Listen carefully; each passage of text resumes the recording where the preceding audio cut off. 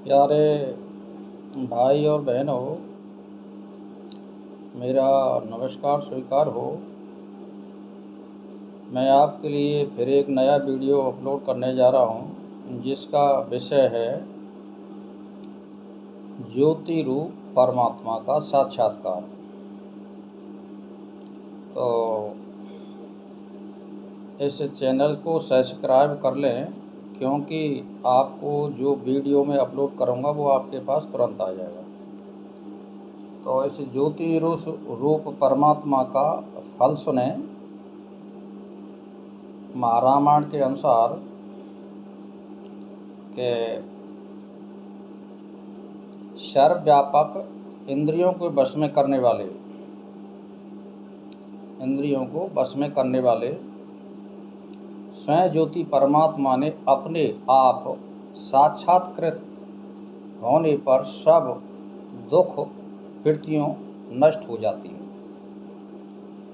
उस परब्रह्म परमात्मा का साक्षात्कार होने पर अहंता ममता प्रीत रूप हृदय ग्रंथियाँ, जो दुर्वासनाओं की दुष्वृत्तियाँ हैं, अपने बीज की मुट्ठी की तरह अपने भीतर दुर्वासनाओं की दृढ़तापूर्वक ग्रहण करने वाली और चित्तरूप क्षेत्र में कोई जाने वाली हैं, और आध्यात्मिक आदि विभिन्न दुखों को वृत्तियाँ हैं और नष्ट हो जाती हैं।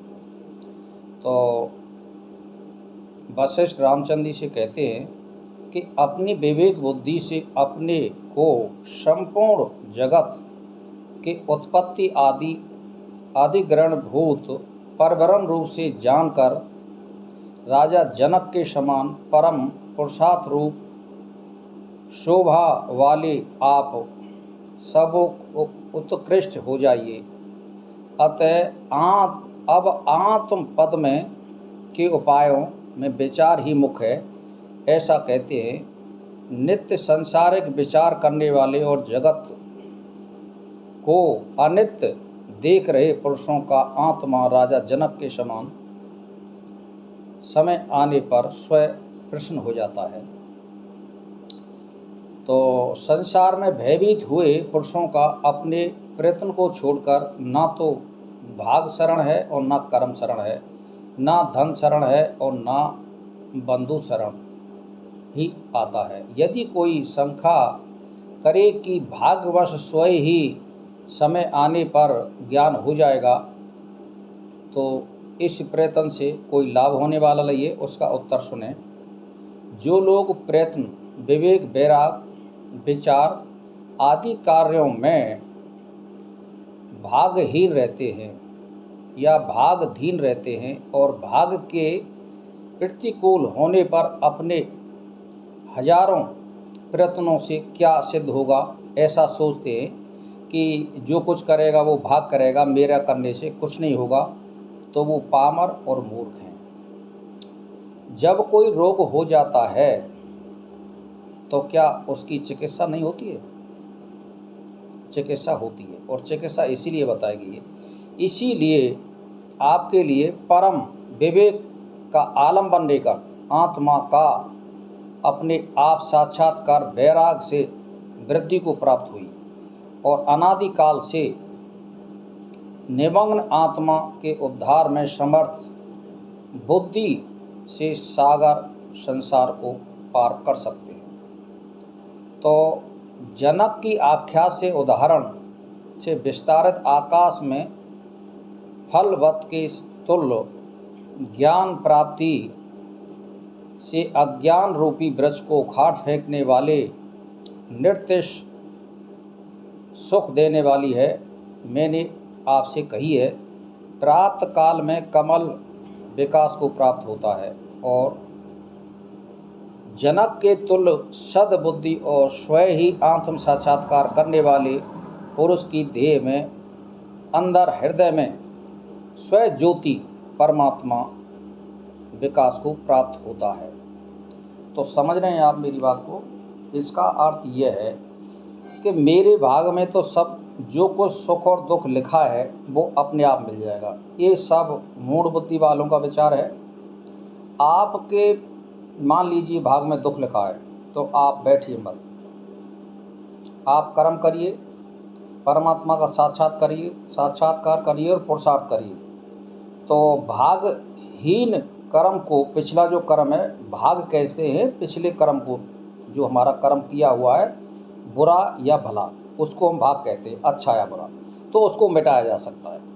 जहाँ मान लीजिए आपने कोई विशेष पाप किया है तो विशेष प्रयत्न करने पर उस पाप को मिटाया जा सकता है, उस दुखों को मिटाया जा सकता है।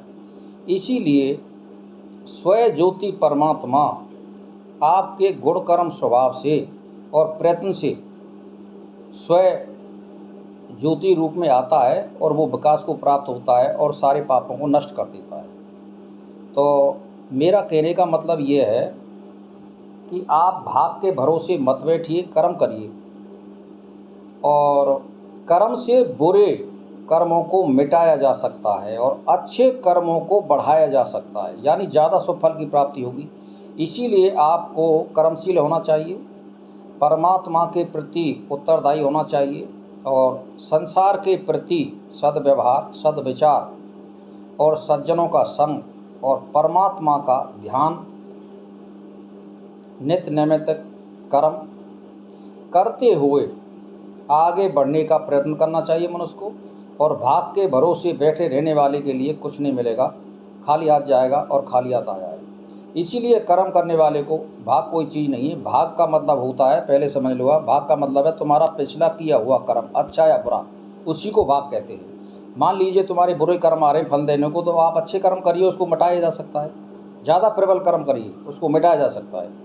इसीलिए जो स्वयं ज्योति परमात्मा है उसका साक्षात्कार कीजिए और वो अच्छे कर्मों से जब जागृत हो जाएगा ज्योति परमात्मा, तो आपका साक्षात्कार हो जाएगा, तो ये सारे कर्मों का क्षय हो जाएगा और आपकी ज्योति में प्रकाश आ जाएगा, यानी आत्मा में प्रकाश आ जाएगा और वो ज्ञान में आ जाएगी और ज्ञान से सारे पापों को मिटाया जा सकता है।